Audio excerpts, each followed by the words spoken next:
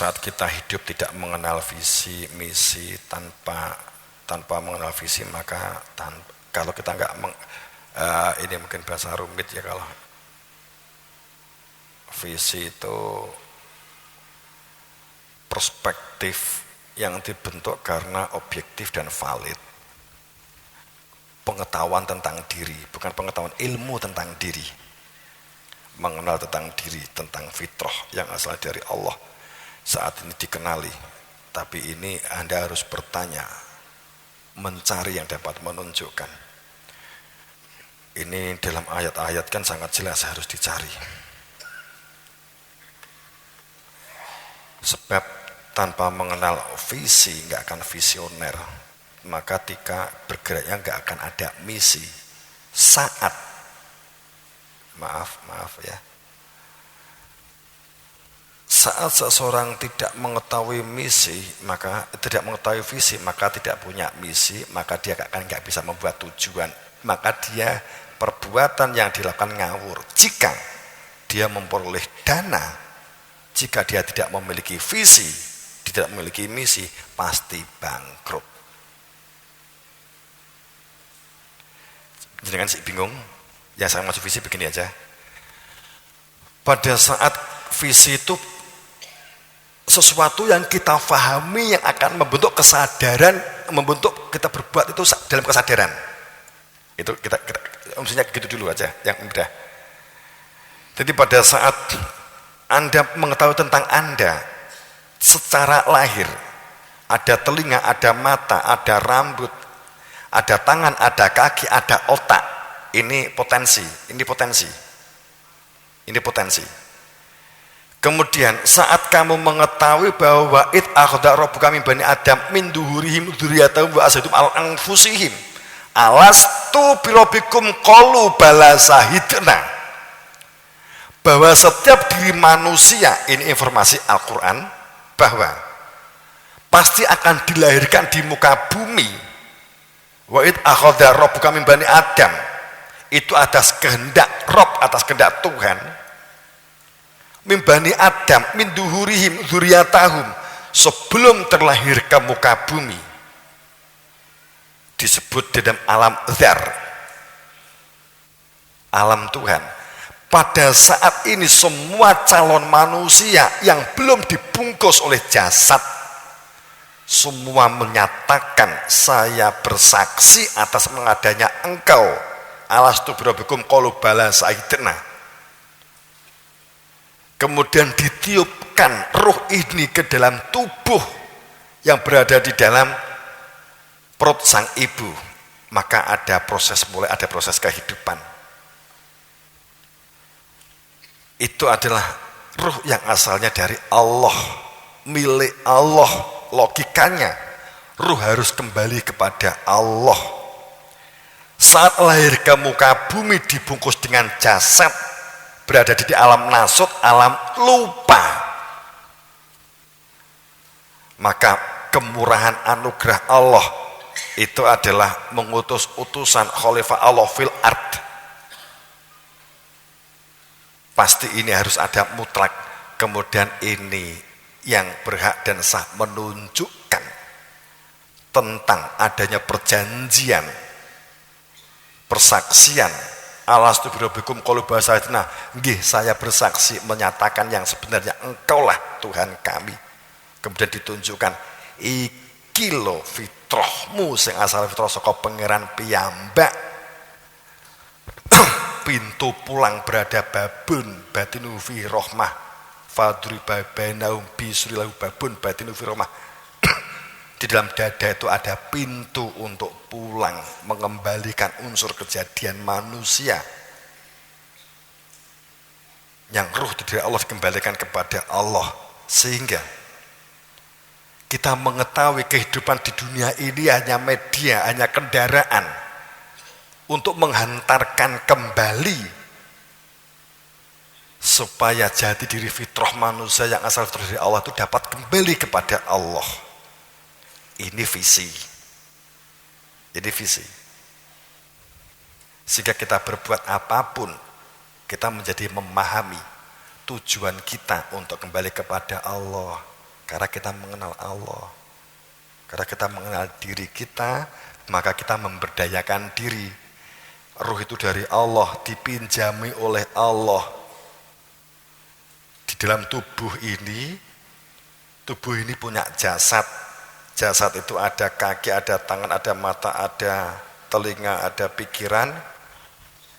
Maka digunakan untuk beraktivitas, disebut dengan syariat. Saro'a itu gerakan menuju sumber, menuju Tuhan. Sumber dengan Tuhan sendiri. Maka kita akan memberdayakan, berbudidaya apapun. Saya mengatakan budidaya, pemberdayaan tidak hanya pertanian, apapun. Tata kelola gitu ya. Hal itu berarti mengetahui, itu orang yang mengetahui diri, maka mengetahui Tuhannya. Jika tidak bervisi, tidak mengenali diri, tidak mengenali fungsi, maka bangkrut. Titik tertentu akumulasi kebangkrutan. Ketentraman, kebahagiaan, keindahan, keharuan, keadilan, kemuliaan, keagungan, keluhuran, kesucian, kehormatan pada saat tidak mengenali hakikat jati diri yang sebenarnya, tidak mengenali fitrahnya, maka pasti akan bertempat pada lahiriah jasadiyah semata. Maka akan rusak kehidupan tatanan ini.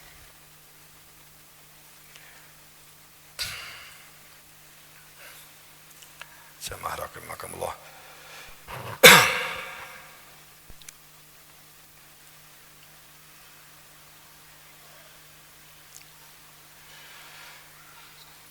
Kalau kita, makanya pada saat ada sampai tingkat sholawat ya, wala yamlikul ladzina yad'u min dunihi syafa'ah ila man syahida bil haqq wa hum ya'lamun. Pada kita sering bersolawat itu untuk memperoleh syafaat, tapi syarat untuk memperoleh syafaat kan di dalam surat Az-Zukhruf 86 itu, wala yamliku, tidak di dalam cakupan orang-orang yang yad'una memperoleh min dunihi syafa'ah, dia tidak akan dapat memberikan syafaat, tidak akan dapat memberikan pertolongan, tidak akan memberikan rahmat, dan tidak akan memperolehnya ila kecuali man, orang yang syahidah, yang telah menyatakan, bersaksi. Syahidah itu saksi ya, bersaksi begitu ya. Bersaksi bil haq, bersaksi dengan hakikat, mengetahui hakikat, mengetahui makna hidup, untuk apa hidup. Wahum ya'lamun, yakni mereka-mereka yang ya'lamun, mereka-mereka yang memiliki ilmu. Ilmu itu sekali lagi untuk membuka hakikat sesuatu. Itu tentang syafaat yang pertama. Tapi dikorelasikan ya, dikorelasikan. Jadi yang pertama bahwa seseorang itu dalam cakupan syafaat, kita menggunakan bahasa bebas, tidak akan memperoleh syafaat atau tidak dalam cakupan orang yang berada di dalam syafaat jika kecuali orang yang syahidah, itu fi'il madhi, mereka yang telah melihat, menyaksikan hakikat. Lawan hakikat itu jasad batiniah, hakikat itu bersifat batiniah. Manusia itu makhluk ruhiyah, bukan makhluk jasadiah. Bapak Ibu yang berbahagia, manusia itu makhluk ruhiyah, bukan makhluk jasadiah. Jadi aneh kalau ada orang bermain di kuburan, golek swara berita kuburan, itu golek pengalaman spiritual, itu aneh. Golek pengalaman-pengalaman ruhiyah. Menungso itu ruhiyah, jasad ki mung bungkus, ngopo golek pengalaman ruhiyah gitu loh ya. Manusia itu makhluk ruhiyah, bukan makhluk jasadiah. Jadi nek awakmu ora roh sebarang ra ketok rasah piye-piye. Nek enek sing ketok kowe ora melu roh rasah gumun. Gitu. manusia itu makhluk ruhiyah, bukan makhluk jasadiah. Hanya karena punya jasad maka keluhuran keagungan, maka keagungan, keluhuran, kesucian itu masalah ruhiyah. Kehormatan, kemuliaan itu masalah ruhiyah.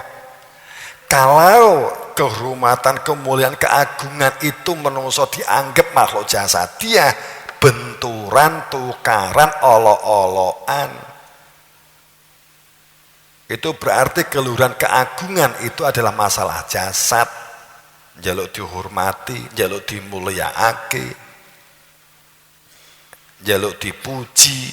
Itu berarti memahami bahwa manusia itu makhluk jasad lahir dunia. Deng tah? Nah, gitu kan. Seringnya gitu ya.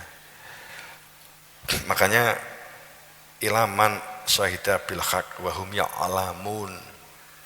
Kedua, orang yang boleh syafaat. La yamlikuna syafa'a ila man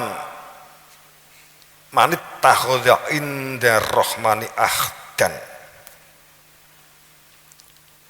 Jadi orang yang juga tidak boleh syafaat walaupun telah menyaksikan, ini maksud pada ayat ya, seseorang itu la yamlikuna syafa'ah, jangan berharap untuk memperoleh syafaat kecuali man takhoda, kecuali mereka yang mengikatkan diri, mereka yang berlaku respek, respon, tanggap, peduli, takhoda inda rahmani ahdan, kesadaran atas adanya ahdan rahman, indah di dalam sisi, mengambil mereka di dalam sisi rahmani ahdan, mengikatkan rahmannya Tuhan. Wujud rahmannya Tuhan itu apa?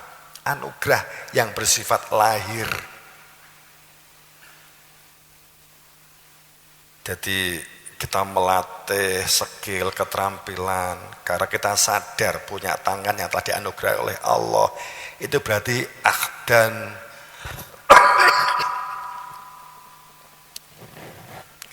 Itu berarti rahmani ahdan, indah rahmani ahdan. Kita punya kaki berarti kita digunakan untuk sesuai kehendak Tuhan. Punya lahan digunakan untuk pemberdayaan, itu namanya indah rahmani ahdan. Kalau masalah batin itu akan menggunakan indah rohim.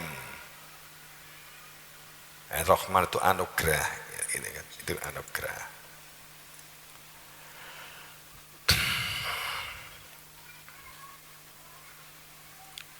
Ya, saya kira itu.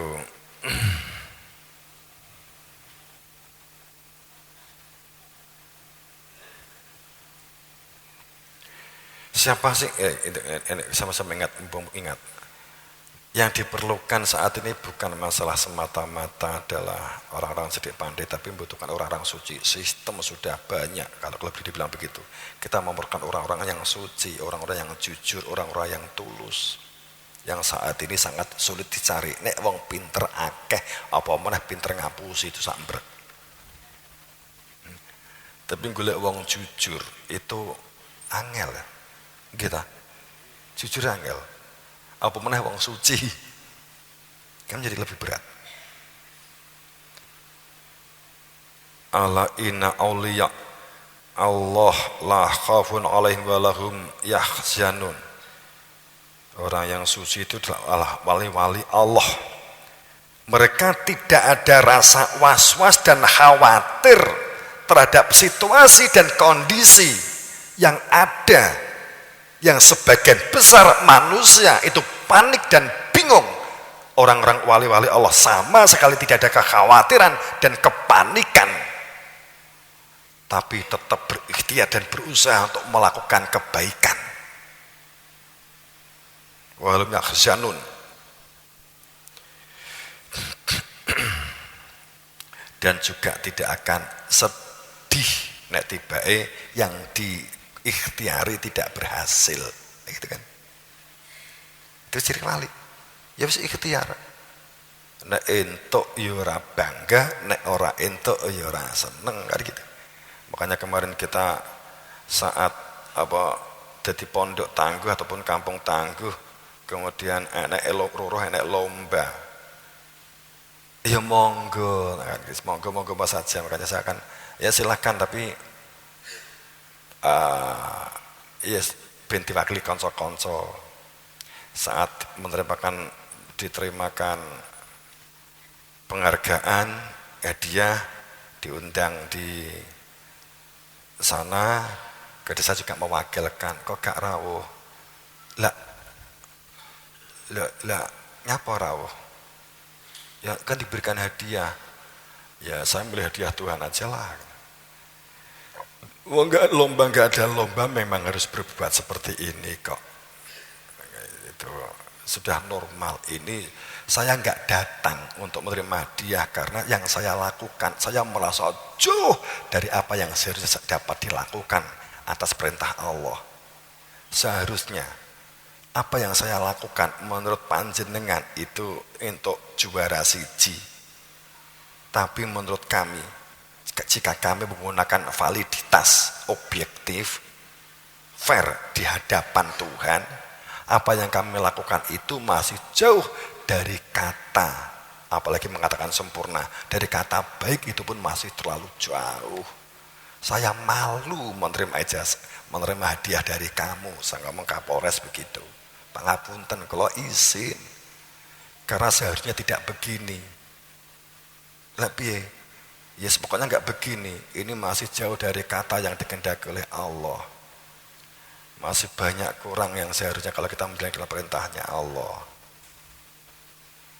Makanya arpen nopo hadiah saya nggak enak. Semakin saya berdosa, bersalah, ya biar yang lain saja yang mewakili.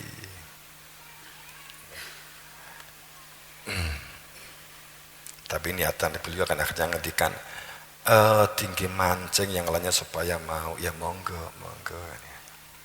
Tapi kami tetap mendukung apa yang harus dilakukan. Kalau kamu melakukan ini bukan karena itu ada iming-iming dari panjenengan, jenengan ngajak monggo. Kami bukan orang yang berwatak suka kemudian balas budi atau merasa gini dan gitu, enggak. Itu sudah kewajiban sebagai sebuah hamba. Jadi enggak usah gimana-gimana. Kalau monggo diambil, ditiru, silakan. Kami enggak akan pernah merasa bangga karena ditiru, karena itu normal dan itu seharusnya.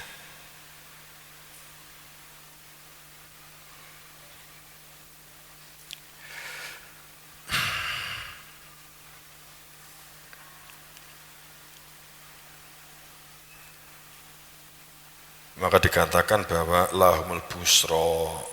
Nah, ini agak saya lompat-lompat. Jadi pada saat ada Nur Rahman, kemudian ada ayat gini lah ya. Ini tutupan-tutupan akhir-akhir. Wa man a'radu an dzikri fa innahu ma'isyatan dunka wa nahsuruhu yaumil qiyamati a'ma wa nahsuruhu yaumal qiyamati a'ma. Barang siapa yang berpaling zikri, yang satunya zikri, ingat kepadaku, begitu ya. Waman a'radu an zikri, siapa yang berpaling dariku, zikri itu mengingatiku, diri Tuhan maksudnya ya, ini kan mengingatkan Tuhan, ingsun. Fa inalahu, maka kehidupan maisahnya dunka, sempit, maka dia sempit, wanasuruhu, dan kehidupannya yaumul qiyamah itu tidak akan pernah bangkit, dan dia kehidupannya akan buta, apalagi jika meninggal dunia. Begitu gampangannya gitu. Buta. Artinya bahwa wa man ardo sopo sing berpaling dari zikir mengingatiku, maka kehidupannya prasangka. Itu konkretnya. Penake ngono. Nek jenengan maca terjemahane lan maca tafsiran kono-kono, jenengan akan bingung, mesti berpikir janji sok neh gitu ya. Siapa yang berpaling dari zikir, maka dia itu hidupnya sempit.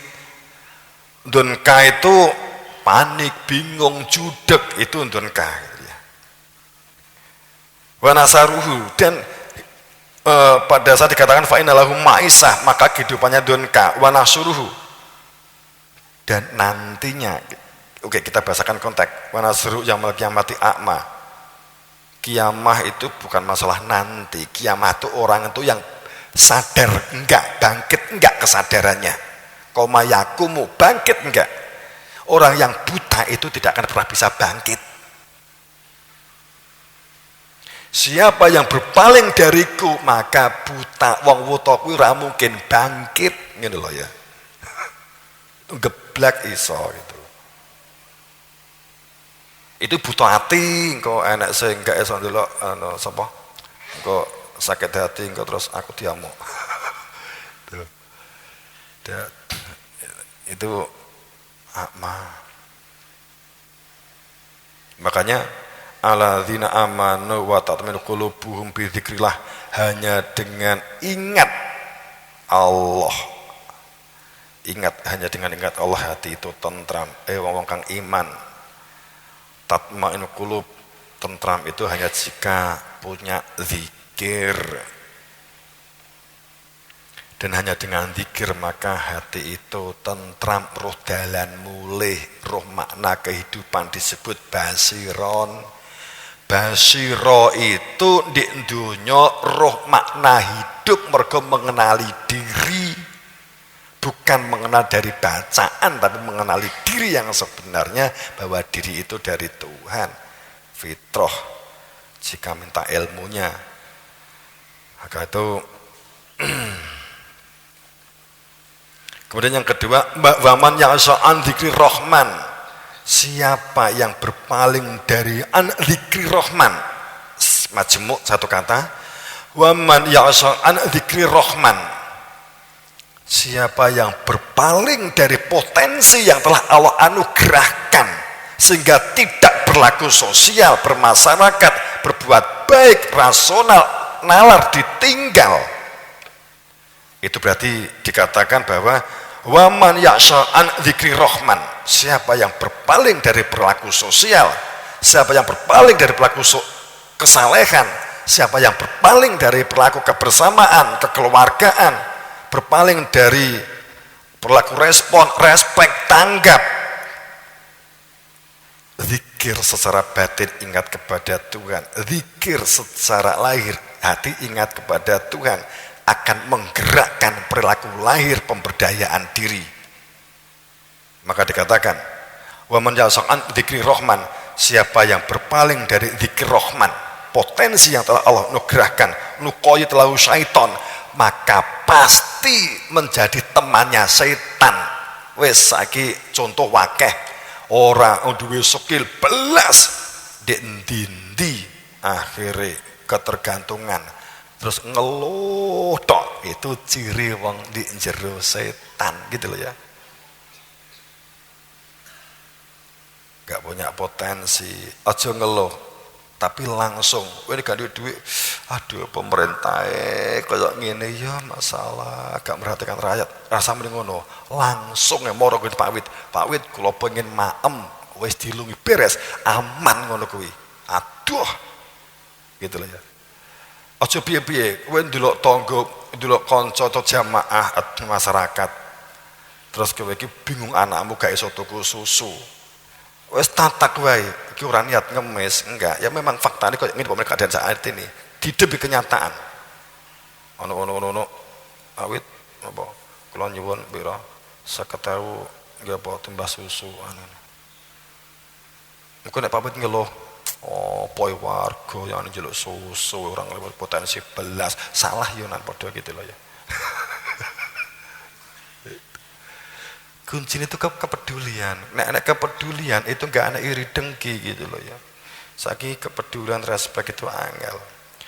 Maka nek wis kalau sudah an dzikri rahman itu sudah membudaya, nuqayyid lahu syaitona, maka itu kehidupannya berada di dalam atap setan, maka tidak lagi objektif. Orang yang digelut oleh setan itu tidak lagi objektif dan valid,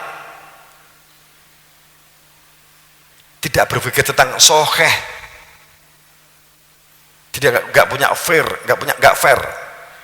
pada saat orang itu digelut oleh setan, digubel sama setan, selalu iri, dengki, pertimbangannya yang saya maksud objektif itu begini nggih. Anda boleh mendengarkan informasi dari sana, melihat sana, boleh. Tapi kembalikan objektif. Rasionalmu satu, kemampuanmu dua, terus kowe lingkunganmu telu. Apa sing iso tak berdayakne papat. Wis rasa rono rong lampun gitu namanya objektif gitu loh ya. Itu di saat kita fahuwa lahu qarin,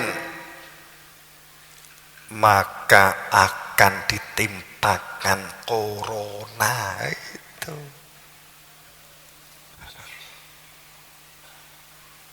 Saat seseorang itu bergeraknya karena setan itu duduk makhluk, setan itu pengaruh apapun, bukan karena rasional, bukan karena potensi, bukan karena kenyataan yang ada di dalam diri kita, lamunan, khiyal wahmi, intuisi. Bapak Ibu yang berbahagia, ngomong intuisi ki ojo mbok nggih pedoman to ya. Intuisi itu hanya referensi, hanya supporting. Tapi ojo didadine pedoman, kowe nek bisnis gunakan intuisi bar dadine. Akeh sing jeblok itu mergo intuisi, dan biasanya maaf motivator itu menggunakan pertajam intuisimu kan begitu. Intuisi itu ujung-ujungnya jeblok ke gubel utang wong pakai intuisi itu. Intuisi itu hanya alat kamu dari Tuhan supaya kamu menggunakan rasional. Orang intuisi itu kalau yang dijadikan pedoman intuisi, psikologinya digerakkan oleh intuisi. Wah, perasa aku ki ketok aku cocok. Kayaknya nyaman ki aku. Itu intuisi. Gunakan sedapat mungkin dalam perilaku kegiatan berdunia, apalagi mungkin kalau kita ngomong bisnis, rasional, masuk akal, nalar melalui data, cari informasi tentang itu. Komunikasi sebanyak-banyaknya, jangan mengandalkan intuisi. Untuk menggugurkan intuisi, kamu banyak komunikasi. Tapi kalau kamu komunikasi dengan orang yang komunitas intuisi, bar gitu loh ya. Itu intuisi itu hanya alat, hanya anten sinyal. Upamane di dhuwur ki lampune nyala, lap. Itu berarti enek anu ki. Itu hanya sinyal gitu loh. Intuisi itu hanya sinyal. Ojo dipedomi. Kowe dipedomi biasanya kemudian jelungkup, dipedomi jelungkup. Banyak orang wis saiki golek ana data sing akeh jeblok lak berangkat dari intuisi gitu. Wong sing rasional wae akeh sing jeblok apa meneh intuisi. Makanya guru kita mengatakan intuisi itu cenderung nafsu. Boleh bukan intuisi, hati-hati, enggak merugikan dan sebagainya kan. Tapi kalau intuisi dipedomi, udah itu akan digerakkan oleh psikologi. Biasanya kemudian akan muncul pengalaman aku diruhne iki lho. Biasanya orang intuisi itu disusuli itu biasanya. Bermain bisnis, bermain berdunia selalu digunakan intuisi. Perasa aku suatu saat enek muncul judul mengkoyokan dianding ku enek malaikat. Wes kuwi. Intuisi itu akan diteruskan ngono. Sekali kowe ngetutne swara kowe pengen ngene, kemudian ada suara, jangan ke sana. Dulu Sunan Kalijaga itu di sini loh. Terus kowe marani ndek kono, mbok tutne pisan. Wis iku terus gak ada habisnya. Itu ciri intuisi, dan barang sing ra ketok jin itu akan selalu begitu. Awalnya benar, lama-lama akan dibelokkan. Allah tuh setiap nabi rasul itu pasti al-huda, al-mizan. Aku mandek dek gini. Apa mizan? Marai bayanganmu ki sing darane mizan ki siratal mustaqim sok itu marai. Saksuwe iki wong ki nek muni mizan itu mergo nek wong wis mati ndek Roroh Masar antri ditimbang kuwi lho marai. Bubrahe pikiran awak dhewe iki ndek kono kuwi. Ayo rasional sithik, mosok wong mati kemudian timbangane malaikat mung sitok kebiang ngeten malaikat kuwi. Ngono wae. Wis nek mati gak ditimbang jegrek kemudian wis iso jawab man ismuka, iso jawab man rabbuka, iso jawab apa meneh modine cerdas jenengan meninggal plek di sebelah dikai sajadah sarungmu kabeh dikatutne gak ana pertanyaan lolos. Kemudian mlebu ning nggone Roroh Masar mulai masuk timbangan saat kebangkitan sitok upama lo itu. Mizan itu dimaknai ini masalahnya. Dan dalam cerita yang saya dengar selama ini saya dulu ikuti pelajaran, dulu di gue ngaji itu mizane ki pira aku gak tahu takok sih, aku keton biyen gak takok. Itu mizane setahu saya mung sitok mergo ceritanya begini, diuntungkan umat Nabi Muhammad ki ngarep dewi. Guru dewi Nabi Adam. Itu kan diuntungkan itu. Jadi kowe seneng sebagai umat Muhammad mergo engko nek ditimbang kowe manggon di ngarep dewi. Gitu loh. Ya toh? Leres toh? Nah, itu lumayan. Ning sampean ki dadi putu sing paling kurang ajar, paling gak layak. Mbahmu guri dhewe mentolo wae disiki. Nabi Adam ki mbahmu. Terus kowe ki di ngarep timbangan dhisik dhewe. Kuwi crita kowe jebak kowe. Itu artinya apa? Ora nek sing bakal iso mlebu timbangan. Ndawe mlebu timbangan plek gagal. Mesti bobote abot sing dosane. Mergo mlebu kuwi wis dosa gitu loh. Mergo kowe ki pernah putu nom. Mbah Adam ning guri dhewe dawuh Nabi Adam. Kowe ditimbang ngingeti mbae nek kono cowek. Butuhmu dhewe. Kowe kuwi wis dosa, langsung gleb raka. Tapi nek putu sing apik mboten Allah. Hanya apa? Mbah kula teng wingking kula mboten penak. Wong kula niku putu tebih kalih menika kalih Mbah Adam nika. Iya tapi ketetan wedi ngarep mboten. Terus dam dhisik kena timbang begitu ora gelem ki mboten ketetapane kan panjenengan.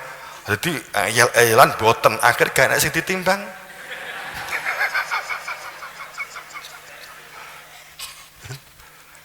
Mizan itu akal. Setelah kita tuh mengetahui titik pulang, fadriba bainahum bisbabun batinu fihi rahmah. Di jero ati itu enek tujuan mulai yang membentuk visi untuk berbuat adanya misi sehingga kita memiliki tujuan dalam kegiatan kita berdunia, sehingga kita dapat membuat program, schedule dan seterusnya. Maka yang digunakan itu mizan, program ki apik apa enggak, apik mungguwe nurani karena mengenal diri Tuhan atau akan ngerusak nurani. Ini namanya mizan. Uteke dewi-dewi kilo mizan, ora sok. Itu mizan. Allah telah memberikan mizan itu. Dilatih, makanya kayak itu.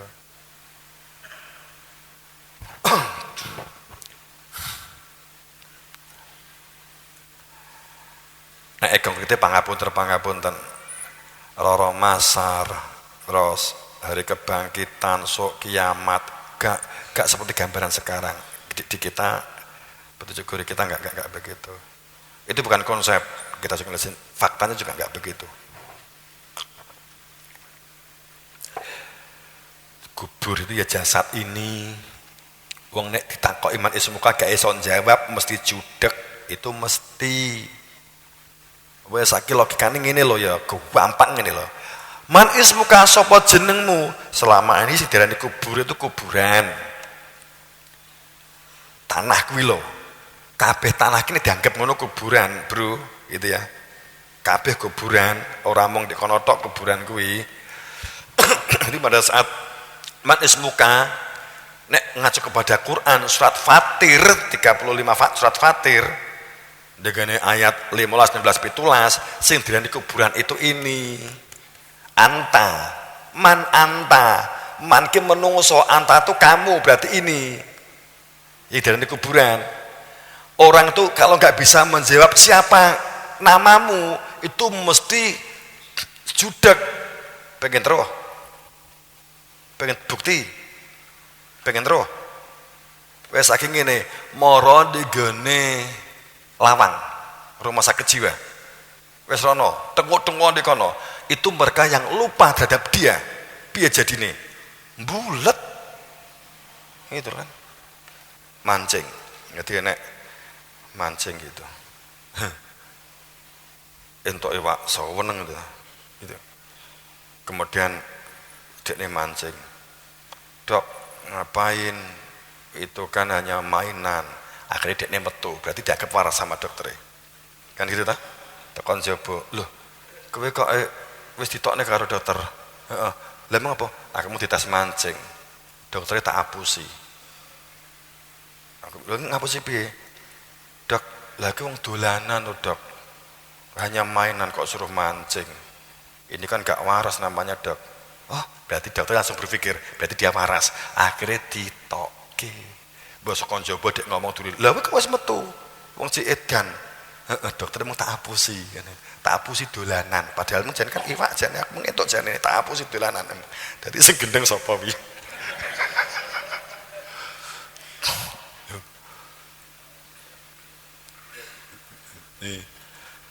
sebenarnya kiamat itu bukan rusak komayakumu kiamat itu orang yang memiliki kesadaran dalam kondisi dipaksa atau sadar yaumul kiamah itu orang sadar nek gak sadar segera ya berarti sadar nek mati berarti sadar gitu. Maka zikir itu adalah kunci Bapak Ibu yang berbahagia segera itu semoga kita dalam ridho Allah ya. Saya dalam maghfirah ampunannya maaf jika saya berikan bahasa tadi banyak yang subuh-subuh ya. Itu karena ini kondisi situasi kayak ini seperti ini ya berlaku mandiri, berlaku kedaulatan, berlaku ini memang sangat kita perlukan pun pendidikan. Jadi ngerti-ngerti ya pendidikan sing enak itu enggak akan membentuk kebahagiaan. Karena itu memang pelajaran ngerumpi dan sejarah yang ada itu bukan belajar konteks secara fakta yang butuh kita hati-hati.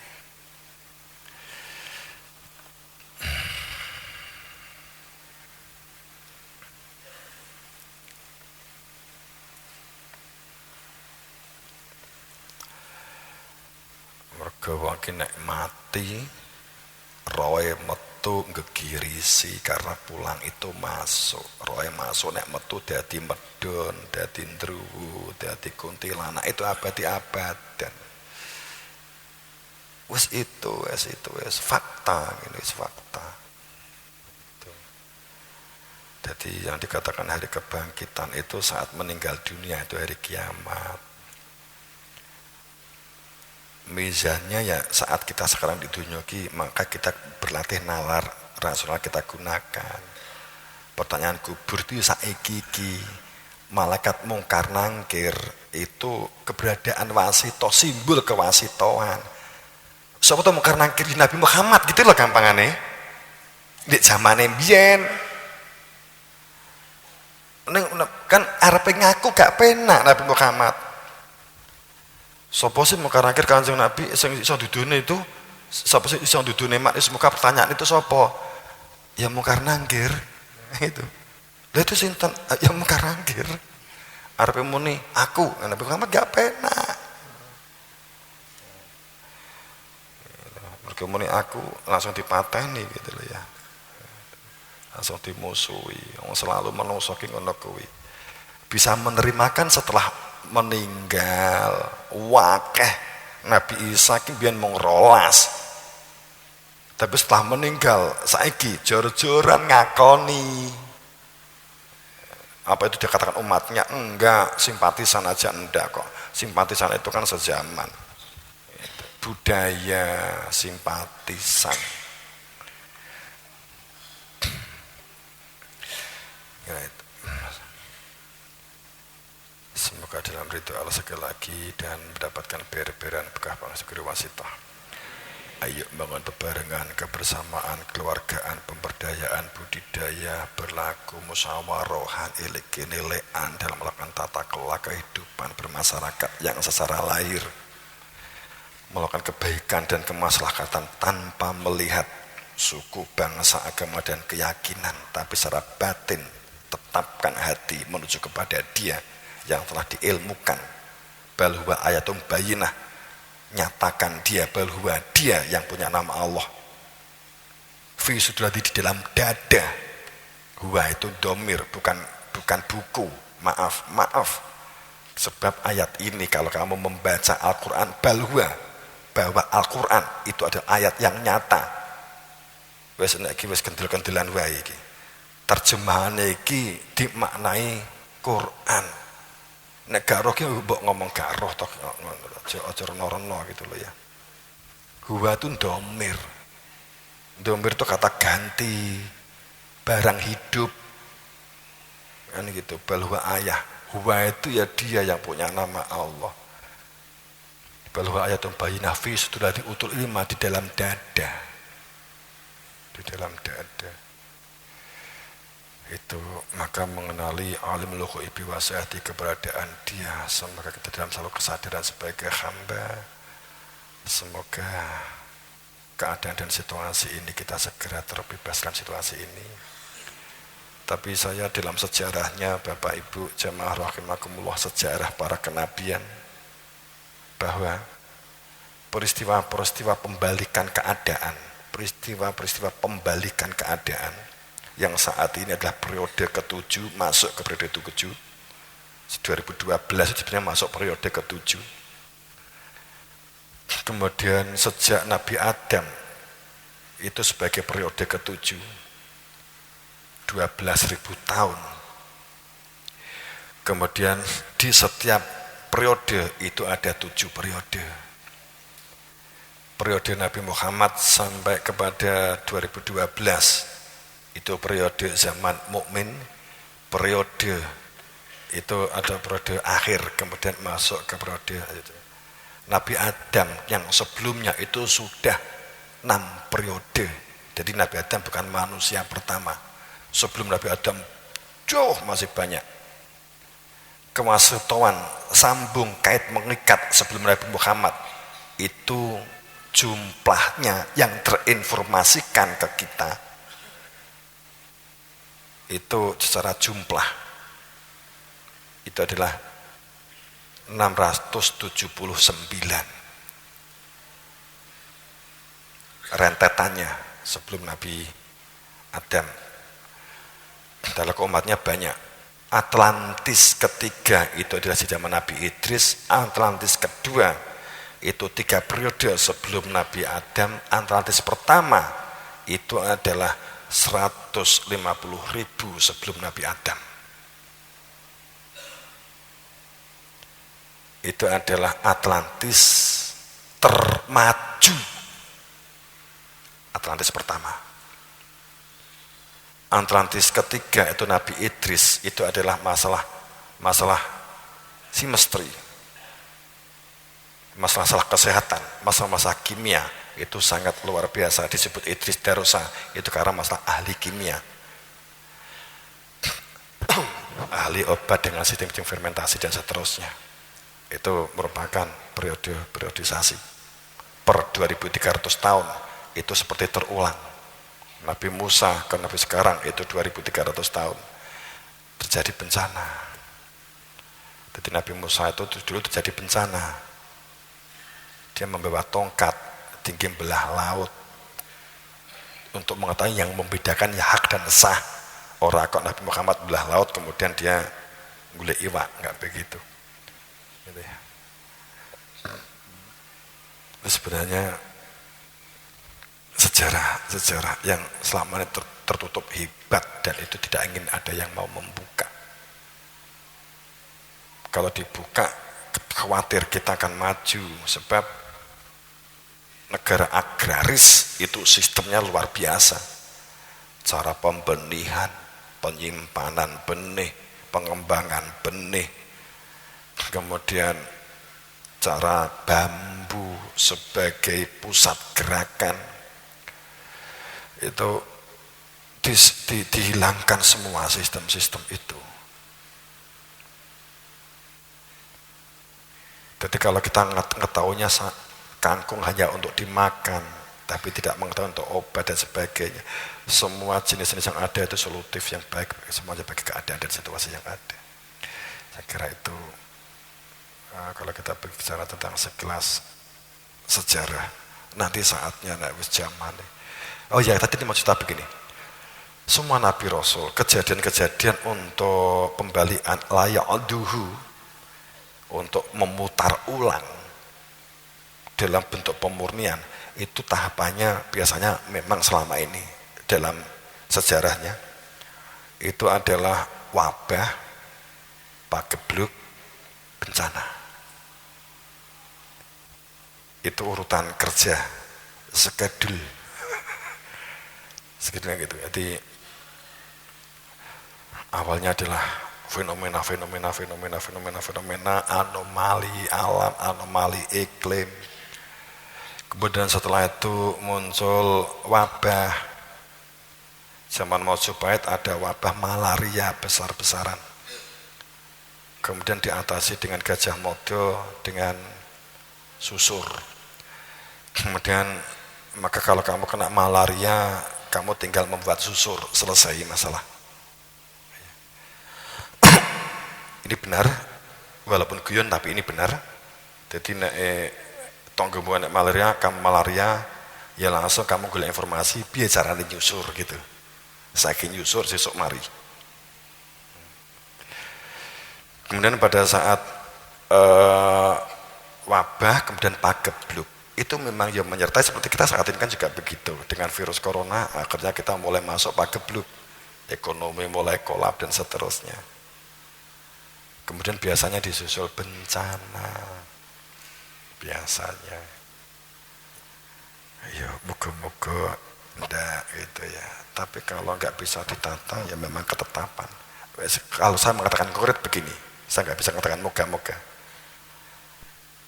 Bapak Ibu, virus corona ini memang pintu gerbang akan menuju la ya'duhu wa khamuhu wa khaubu.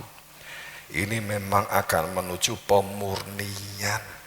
Ini sudah ketetapan nggak bisa ditolak.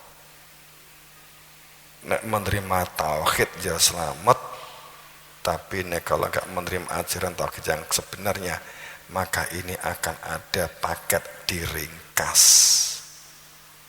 Situ. Kapan waktu nek wengkone tak dudui mau nyambut gawe.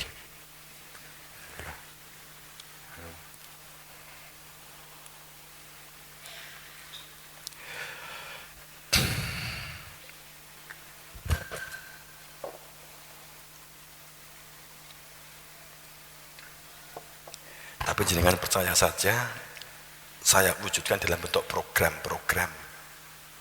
Itu sebenarnya arah ke sana. Saya nggak ingin membuka tentang jadwal schedule waktu kapan, tapi saya wujudkan dalam bentuk program-program.